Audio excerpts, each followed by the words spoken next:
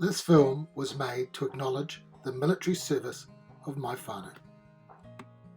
My mother Mary Melrose and father Dennis Joyce met when they were both in service for the Royal New Zealand Navy. Mary was in the Women's Royal Navy Service in the Stewards branch. She was a boarder at Elizabeth House and served in the Navy for 4 years over 2 stints.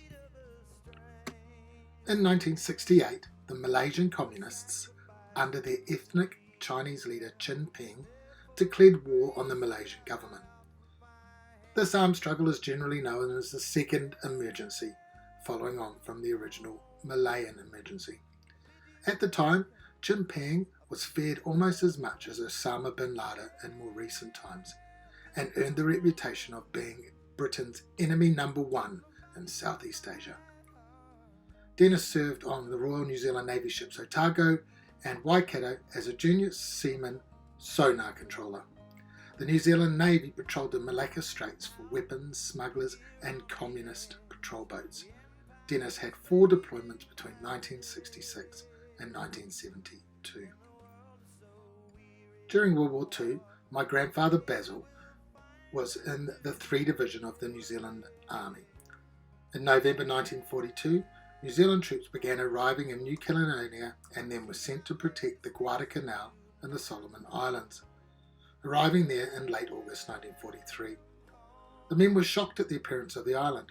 Intense shelling had stripped the trees of their leaves and snapped their trunks.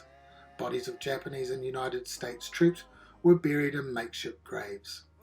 The following month, New Zealanders landed on Mono Island.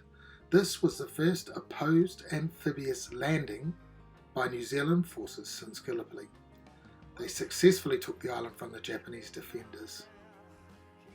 After the war, Basil married my grandmother and moved to Putoruru in the Waikato, where he ran a milk truck for 10 years before becoming a male nurse at the Tokunui Mental Health Hospital in Te Awamutu. Jack Melrose was in the 21st Battalion. It is an infantry battalion of the New Zealand Military Forces, which served during the Second World War. The battalion saw action in Greece, Crete, North Africa and Italy before it was disbanded in December 1945. Although none of my whānau have ever really talked much about the war, I remember my grandfather telling me about a tank battle against the German 2nd Panzer Tank Division, one they eventually lost. They were forced to retreat under the cover of their own artillery fire. 40 New Zealand soldiers were killed and more than 250 caught and imprisoned by the German army. After returning from the war, Jack moved to Te Awamutu, where he started his own building company and married my grandmother. He was very influential in the community, serving on the boards of several community organisations.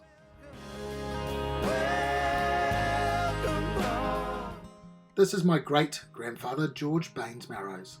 He was a member of the New Zealand Expeditionary Force who fought in the First World War. The soldiers of the NZEF were diverted to defend the Suez Canal in northern Egypt, whilst en route to the Western Front in 1915.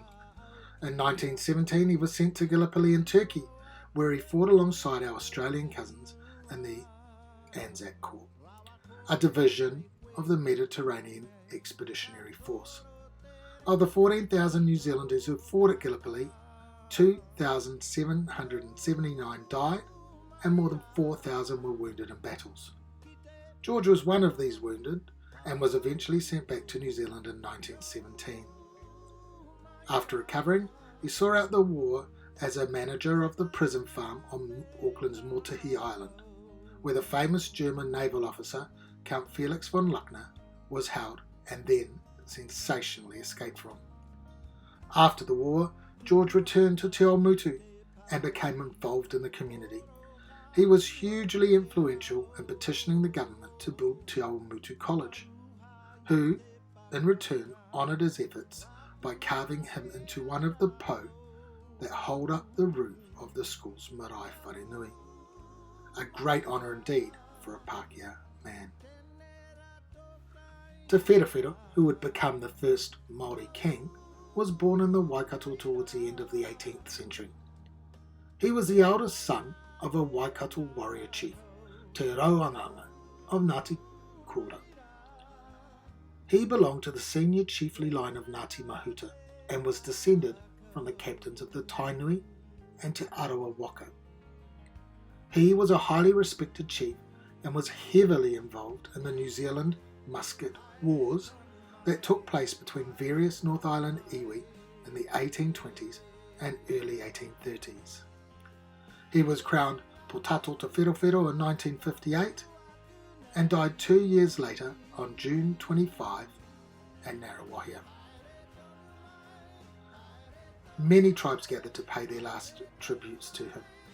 Although Te Wherowhero only had 4 official wives, he had fathered other children, including Mai Tipuna, Iri Hapete Te Paia, affectionately known as Pete, who herself was Ngāti Awanuiarangi iwi from the Whakatane area,